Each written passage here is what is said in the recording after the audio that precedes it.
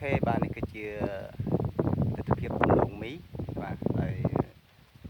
បន្ទាប់ពីបានប្រើប្រាស់ជីបំពុនបាញ់លើស្លឹកបានមួយលើកបាទបាញ់បានក្នុងកន្លះខែហើយបាទបាញ់គឺជាបាញ់ថ្ងៃទី2បាទខែ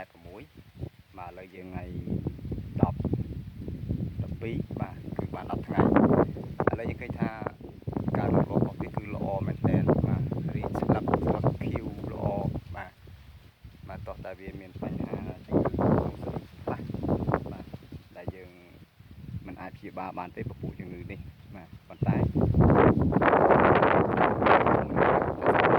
ដើម្បីបង្ការការឆ្លងរាលដាលបាទអូខេយើងមើលតឡងបាទស្លឹកល្អមែនទែនបាទក្រោយបានប្រើប្រាស់ជាមួយនឹងជីបំពន់ស្លឹក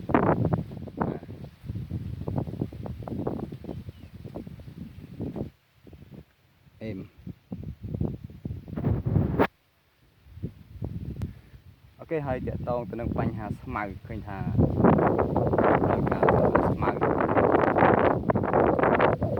បានស្អាតល្អមែនទែនយើងមិនមានបញ្ហាស្មៅដុះច្រើនទេបាទមានថាយើងអាចគ្រប់គ្រងស្ថានភាពបានបាទអញ្ចឹងគឺបាញ់ហើយគឺស្មៅមិនមានសល់ទេបាទបាញ់ទៅស្អាតល្អហើយបញ្ហាស្មៅនេះឃើញបងប្អូនជាច្រើនគឺជួបបាទ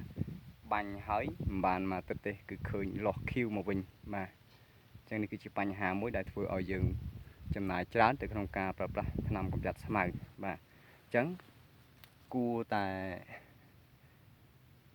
បាទក្នុងការប្រើប្រាស់គួរតែធ្វើការជ្រើសរើសថ្នាំដែលមានគុណភាពល្អមកប្រើប្រាស់ដើម្បីកាត់បន្ថយចំណាយពីព្រោះថាស្មៅបើកាលណាយើងបាញ់ហើយមិនស្អាតបាទធ្វើឲ្យដលងរបស់យើងវាជាអៀតណែនវា stress អញ្ចឹងការលូតលាស់របស់វាគឺយឺតបាទមិនធំលឿនទេហើយ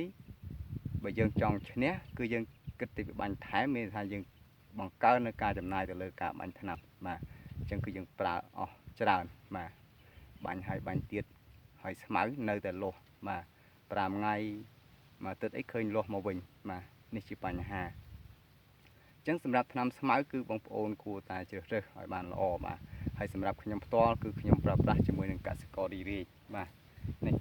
គឺជាប្រភេទថ្នាំស្មៅដែលមានកំហាប់ទេសកម្មខ្ពស់បាទហើយប្រើទៅគឺមានប្រសិទ្ធភាពល្អមែនទែនបាញ់ហើយគឺថាស្អាតល្អបាទអញ្ចឹងគឺលីងឆេញបាទក្រោយពេលដែលយើងបានប្រើប្រាស់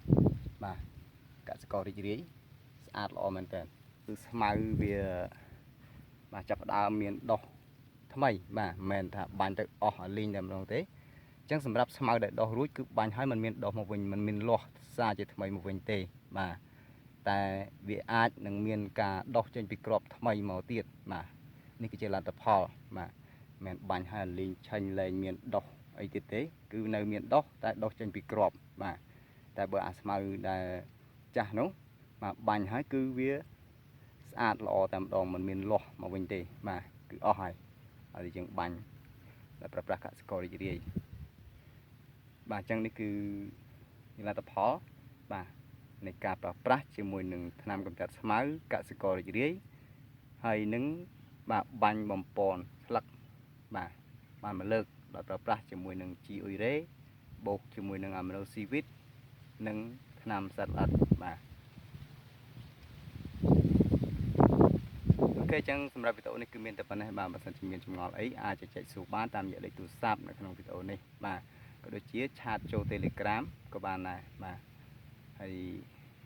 អរគុណដែលបានចូលមើលវីដេអូនេះពីដើមរហូតដល់ចប់បាទជួបគ្នានៅវីដេអូក្រោយៗទៀតបាទ